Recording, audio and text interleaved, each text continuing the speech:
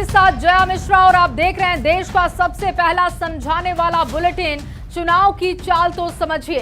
अगले आधे घंटे में हम आपको बिहार चुनाव से जुड़ी महत्वपूर्ण खबरें और उनके पीछे छिपी सियासी चाल को समझाएंगे। अगर सीधे शब्दों में कहें तो खबर के अंदर की खबर और उस खबर का क्या होगा असर अगले आधे घंटे में आपके सामने रखेंगे। शुरुआत 4 बड़ी खबरों के साथ करेंगे। चलिए आपको दिखा देते हैं कि आज की 4 बड़ी खबरें क्या हैं। जिसका गठबंधन दमदार वही बनेगा नंबरदार। चिराग और मांझी की डिमांड क्या है महागठबंधन में, कब तक सीटों का ऐलान होगा, और इसके साथ ही पवन ज्योति के मामले में खेसारी क्यों कूदे, इस पर भी बात रखेंगे और आपको विस्तार से चुनावी चाल समझाएंगे। जिसका गठबंधन दमदार वही बनेगा नंबरदार। इसके बाद देखिए चिराग और मांझी की डिमांड क्या है वो आपके सामने रखेंगे और महागठबंधन में कब तक सीटों का ऐलान होगा ये भी समझाएंगे। पवन ज्योति के मामले में खेसारी आखिर क्यों कूद चुके हैं वो भी आपको दिखाएंगे और चुनावी चाल इसके पीछे की क्या है ये तमाम चीजें आपके सामने रखेंगे। क्योंकि देखिए लगातार पवन और ज्योति के मामले में तूल पकड़ते जा रहा है और अब उस पर एक के बाद एक वार और पलटवार भी हो रहे हैं। और देखिए चुनावी हलचल के बीच एक और बीजेपी चुनाव समिति की बैठक हुई तो दूसरी ओर दिल्ली में कांग्रेस चुनाव समिति की बैठक में सीटों पर चर्चा की गई है। जबकि पटना में मुख्यमंत्री नीतीश कुमार के आवास पर जेडीयू के नेताओं के उम्मीदवारों पर मंथन हुआ और इन बैठकों का फाइनल आउटपुट पर सबकी निगाहें भी रही। वैसे कहा जा सकता है कि जिसका गठबंधन दमदार वही बनेगा नंबरदार। दिखाते हैं आपको रिपोर्ट।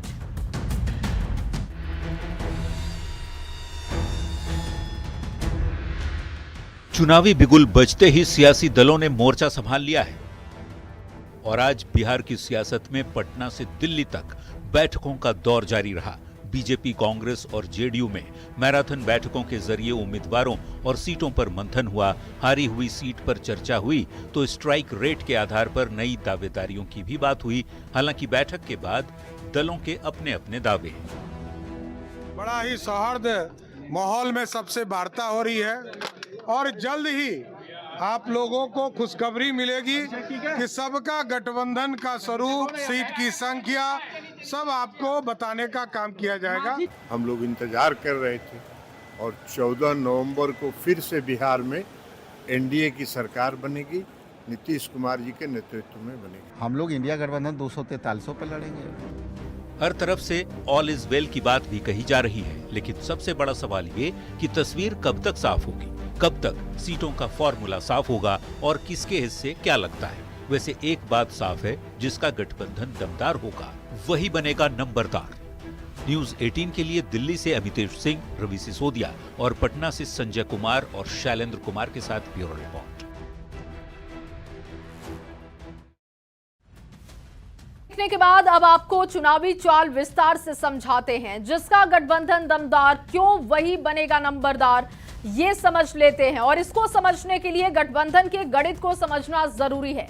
एनडीए की बात सबसे पहले करें तो देखिए एनडीए में फिलहाल 5 दल हैं। बीजेपी, नीतीश कुमार की पार्टी जनता दल यूनाइटेड, चिराग पासवान की पार्टी लोक जनशक्ति पार्टी रामविलास, जीतन राम मांझी की पार्टी हिंदुस्तानी अवाम मोर्चा और इसके साथ ही उपेंद्र कुशवाहा की पार्टी आरएलएम है। और इसके बाद महागठबंधन की भी गणित आपको समझाते हैं। महागठबंधन की बात करें तो फिलहाल आरजेडी इसमें है, कांग्रेस है, मुकेश सहनी की पार्टी वीआईपी है और लेफ्ट की तीनों पार्टियां शामिल हैं। लेफ्ट की तीनों पार्टियां सीपीआई, सीपीएम और सीपीआईएमएल, जबकि पशुपति पारस की पार्टी आरएलजेपी और झारखंड मुक्ति मोर्चा के भी महागठबंधन के बैनर तले चुनाव लड़ने की संभावना है। लेकिन 2020 में तस्वीर थोड़ी बदली थी। उस तस्वीर की भी बात करते हैं। देखिए एनडीए में बीजेपी, जेडीयू, हम और मुकेश सहनी की पार्टी वीआईपी शामिल थे। जबकि महागठबंधन की बात करें तो देखिए इसमें आरजेडी, कांग्रेस और लेफ्ट की तीनों पार्टियां थी। अभी आप एनडीए की तस्वीर देख रहे हैं। 2020 में एनडीए की तस्वीर क्या थी वो देखिए। बीजेपी, जेडीयू, हम और वीआईपी। महागठबंधन में देखिए आरजेडी, कांग्रेस और लेफ्ट की तीनों पार्टियां। जबकि चिराग पासवान की बात करें तो उनकी पार्टी एलजेपी और उपेंद्र कुशवाहा अलग अलग चुनाव लड़े थे। ये 2020 की तस्वीर हम आपको बता रहे हैं। देखिए 2022 में 125 सीट जीतकर एनडीए ने सरकार तो बना ली, लेकिन 2020 की अगर हम ये बात कर रहे हैं कि वहां पर सरकार तो बन गई, लेकिन 2020 में चिराग एनडीए में होते तो रिजल्ट कुछ और होता। वोट प्रतिशत के आधार पर देखें तो 2020 में एनडीए को 34.85% वोट मिले, जबकि चिराग की पार्टी को 5.66% वोट मिला। दोनों को मिला दे, दोनों को जोड़ दे तो ये 40.51% होता है, यानी 7 होते तो बम्पर जीत होती। अब चुनाव की चाल को और विस्तार देते हैं और गठबंधन जिसका दमदार क्यों वही नंबरदार, ये समझिए। एनडीए जुड़ने से गठबंधन की शक्ति बढ़ती, अगर चिराग की पार्टी जुड़ती तो फिर देखिए शक्ति भी बढ़ती। 2020 में चिराग अलग लड़े तो एनडीए का नुकसान हुआ, चिराग अलग लड़े तो 2020 में चिराग को भी नुकसान हुआ। 2025 में सभी साथ लड़ेंगे तो वोट का प्रतिशत भी बढ़ेगा।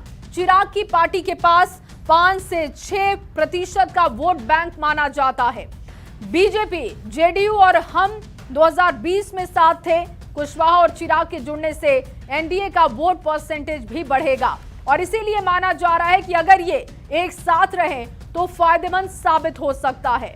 अब यही बात महागठबंधन के लिहाज से भी देखें तो 2020 के आंकड़े आपके सामने। 2020 में महागठबंधन में आरजेडी, कांग्रेस और लेफ्ट की तीनों पार्टियां थी। इस बार महागठबंधन में मुकेश सहनी भी शामिल है। आरएलएसपी और जेएमएम के जुड़ने से वोट परसेंटेज बढ़ सकता है, इसकी संभावना जताई जा रही है। देखिए बिहार विधानसभा चुनाव को लेकर एनडीए में सीट बंटवारे को लेकर लगातार हलचल तेज है और इस बीच जीतन राम मांझी ने विकल्प की बात कहकर राजनीति गरमा दी है। चिराग को लेकर भी कई सवाल खड़े हैं। क्या मांझी और चिराग के मन में प्लान बी चल रहा है? रिपोर्ट देखिए और उसके बाद चुनाव की चाल को विस्तार से समझाएंगे।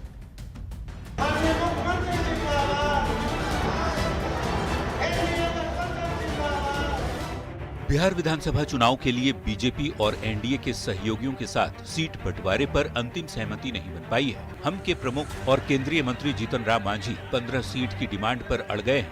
बुधवार को मांझी ने विकल्प की नई धमकी भी दी, जिससे कयासबाजी भी शुरू हो गई।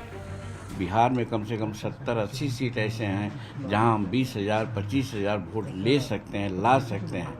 तो वैसे में हम विकल्प कभी सोच सकते हैं कि अपना बिहार पॉलिटिकल कैरियर ठीक रखने के लिए। हालांकि मांझी ये दावा कर रहे हैं कि वो एनडीए से बाहर नहीं जाएंगे। अगर 15 सीटें नहीं मिली तो उनकी पार्टी चुनाव ही नहीं लड़ेगी।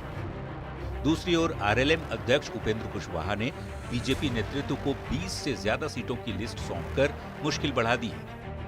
वैसे कुशवाहा इन 20 सीटों में से ही अपने मनपसंद की सीट भी चाहते हैं। कुशवाहा की नजर कई ऐसी सीटों पर है जो पहले से बीजेपी और जेडीयू के पास है। कमोबेश यही स्थिति केंद्रीय मंत्री चिराग पासवान की भी है, जो एलजेपी आरबी के लिए ज्यादा से ज्यादा सीटों की डिमांड कर रहे हैं। एक बात मैं स्पष्ट तौर से कह दूं, और मैं मानता हूं कि सही समय पर सही फैसला ले लिया जाएगा।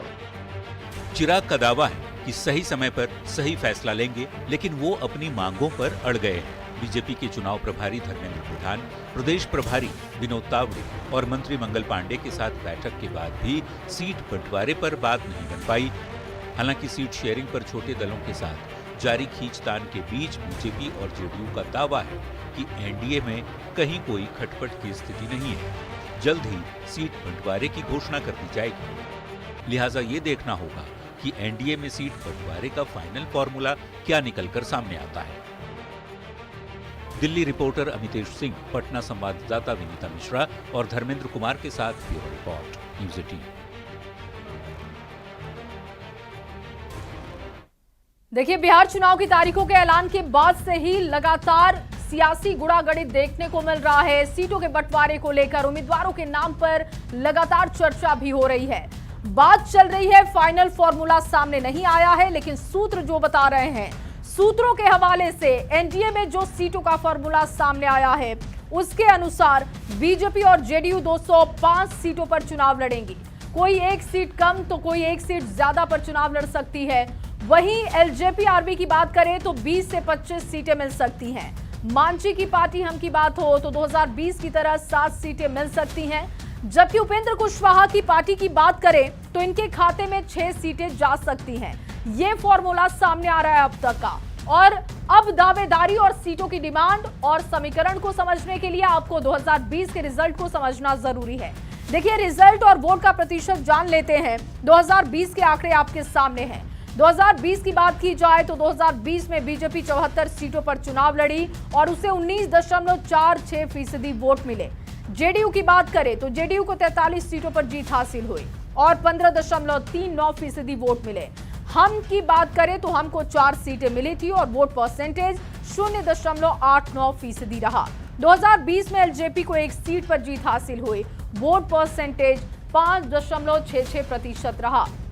कुछ इस तरीके के आंकड़े रहे थे और इसीलिए डिमांड भारी की जा रही है, लेकिन सामंजस्य बिठाने की भी कोशिश हो रही है। अब ये जानना बहुत जरूरी है कि 2020 के किस पार्टी के जीत का स्ट्राइक रेट क्या रहा, तो वो भी आपके सामने हमने रखे। देखिए, बीजेपी 110 सीटों पर चुनाव लड़ी, 74 पर जीती। स्ट्राइक रेट यहां पर देखिए 67.27% रहा। इसके बाद देखिए, जेडीयू 115 सीटों पर चुनाव लड़ती है, 43 सीटों पर 2020 में जीत हासिल होती है और स्ट्राइक रेट 37.39% रहा। मांझी की पार्टी हम की बात हो तो 7 सीटों पर हमने उम्मीदवार उतारे, 4 पर जीत हासिल हुए, स्ट्राइक रेट 57.14 का रहा। 2020 में एनडीए से अलग होकर चिराग पासवान की पार्टी एलजेपी 135 सीटों पर चुनाव लड़ी, सिर्फ 1 सीट पर जीत हासिल कर पाई और स्ट्राइक रेट बेहद कम रहा, 0.74% रहा। और चुनाव की चाल को और विस्तार देते हैं और समझिए कि पार्टियों की ओर से ज्यादा सीटों पर दावेदारी क्यों हो रही है। सभी पार्टियों की अपनी मांग के अनुसार तर्क भी है। 2020 का रिजल्ट बताता है कि साथ है तो शक्ति है। यही फॉर्मूला इस बार भी अपनाने की कोशिश हो रही है। अलग होने पर सभी को नुकसान हो सकता है और बेहतर यही होगा कि सम्मानजनक सीटों पर बात बन जाए और एक साथ चुनाव लड़ा जाए। देखिए, एनडीए की तरह महागठबंधन में भी सीट शेयरिंग पर जोर शोर से चर्चा हो रही है, लेकिन अब तक पेच सुलझ नहीं सका है, कुछ भी फाइनल नहीं हो सका है। आपको रिपोर्ट दिखाते हैं और उसके बाद चुनाव की चाल समझाएंगे।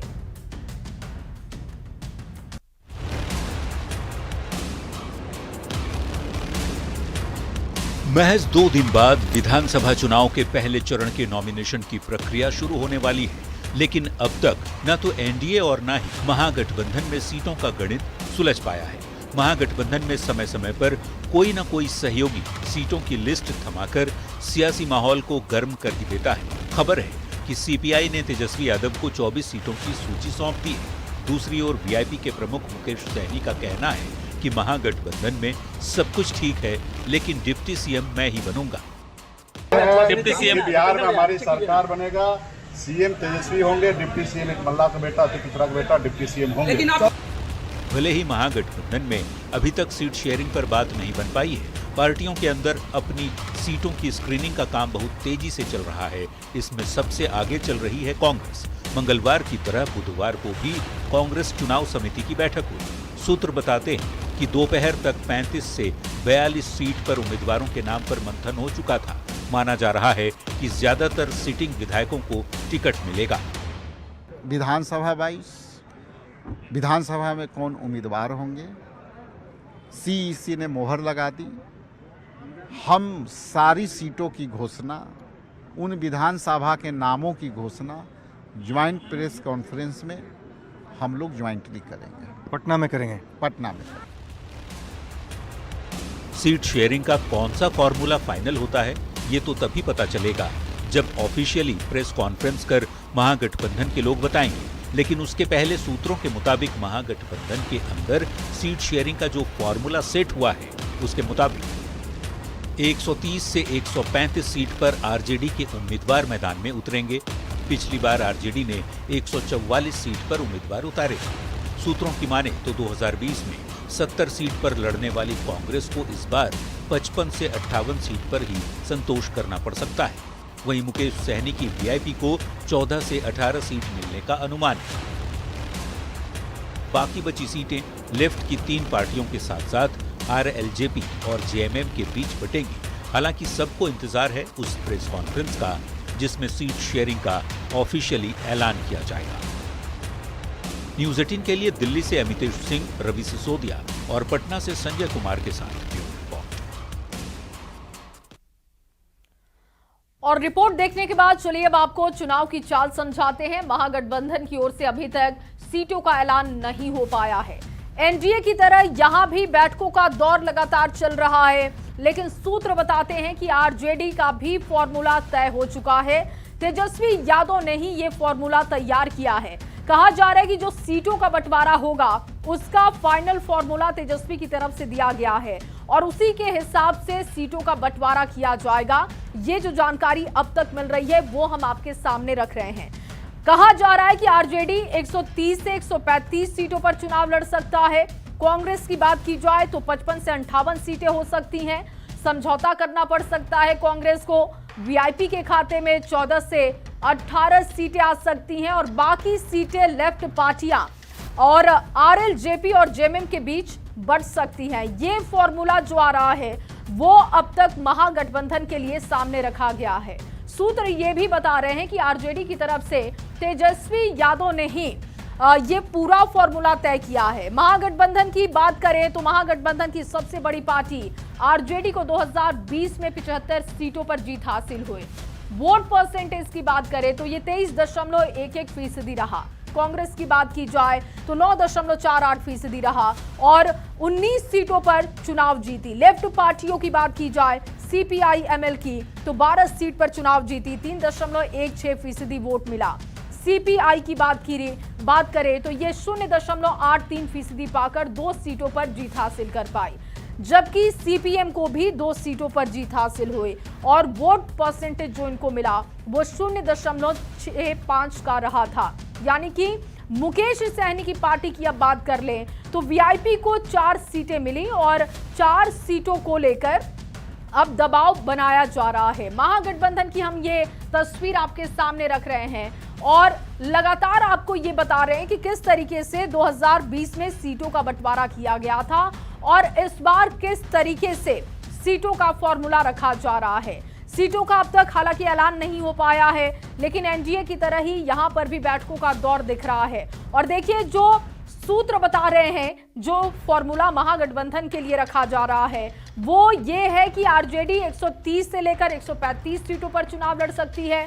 कांग्रेस की बात करें तो 55 से लेकर 58 सीटों पर समझौता करना पड़ सकता है। वीआईपी के खाते में 14 से 18 सीटें जा सकती हैं और बाकी जो सीटें होंगी वो लेफ्ट पार्टियां आरएलजेपी और जेएमएम के बीच में बांटी जा सकती हैं। ये फॉर्मूला इस बार का हो सकता है। अब देखिए 2020 का आंकड़ा आपके सामने।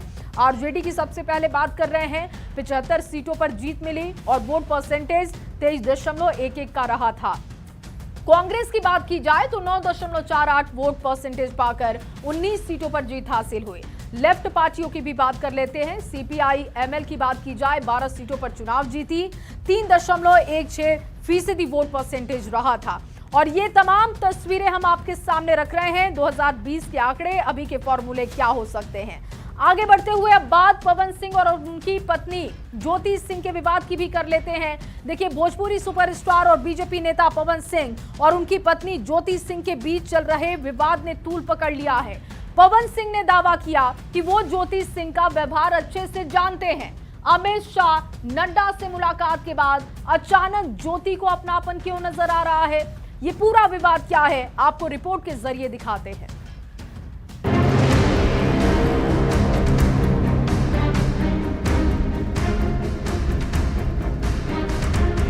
लखनऊ में पवन सिंह के घर पर पहुंची उनकी पत्नी ज्योति की ये तस्वीरें 3 दिनों से सोशल मीडिया पर वायरल हैं। वीडियो में ज्योति कभी अपनी बात बताते दिख रही हैं, कभी पुलिस वालों से बहस करते दिख रही हैं, तो कभी फूट फूट कर रोते बिलखते नजर आ रही हैं। भैया पागल कर दिया ये लोग हमको भैया। नहीं भैया पागल कर दिया। दरअसल पवन सिंह और उनकी पत्नी का घरेलू विवाद अब सोशल मीडिया की सबसे ट्रेंड स्टोरी बन चुका है। दोनों ही तरफ से वार और पलटवार किए जा रहे हैं और एक दूसरे को गलत साबित करने की होड़ मची हुई है। और इसी सिलसिले में अब पवन सिंह ने प्रेस कॉन्फ्रेंस कर अपनी सफाई दी। पवन सिंह ने सवाल उठाया कि ज्योति का ये अपनापन अचानक बिहार चुनाव के वक्त ही क्यों जाग रहा है।